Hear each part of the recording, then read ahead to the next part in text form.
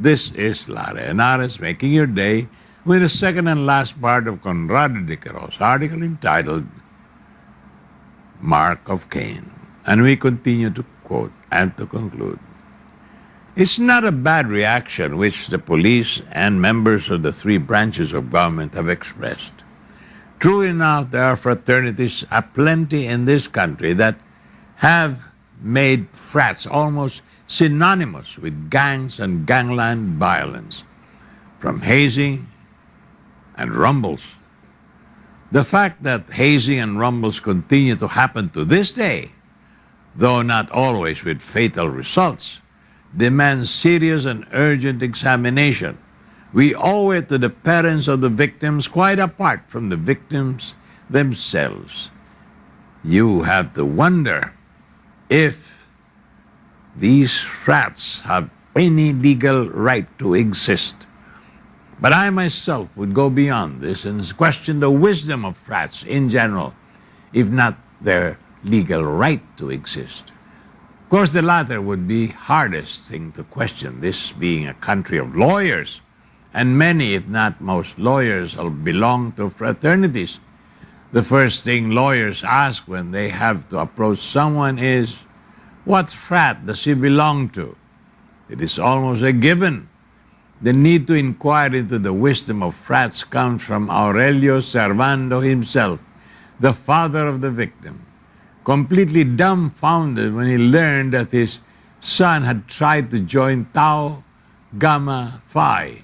He asked, why did he need to join a frat? It's a very good question, and one we need to ask ourselves. Each time I do so, I've done so again and again in the past columns. People would tell me that frats exist as well in places like America and has produced the deleterious or murderous results. No, none of that. Therefore, the problem is not with frats, but with the way frats conduct themselves. More about this after these messages.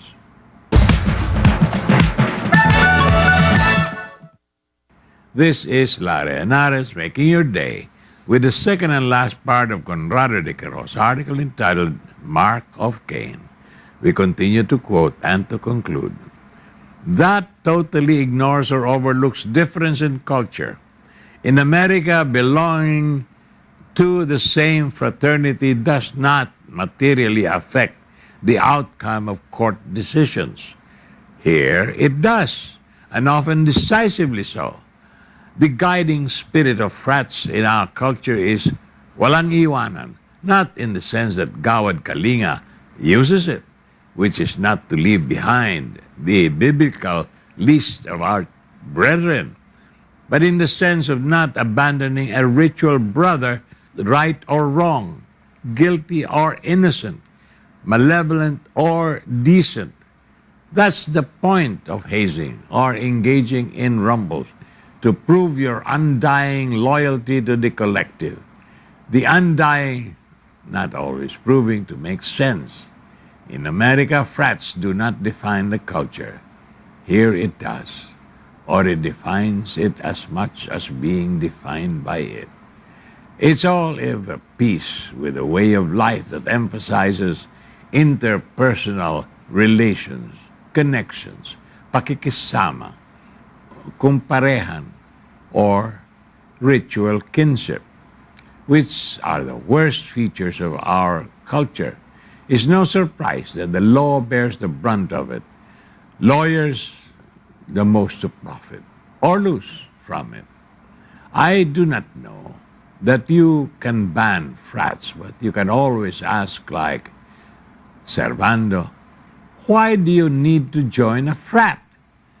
You can always discourage your children the way you discourage them from taking drugs or taking frats. Fraternities are a brotherhood, but of the kind that bears the mark of Cain. This is Lara Henares making your day, saying good day, God bless you. Thank you very much for being with us. Till next time, hasta la bye-bye.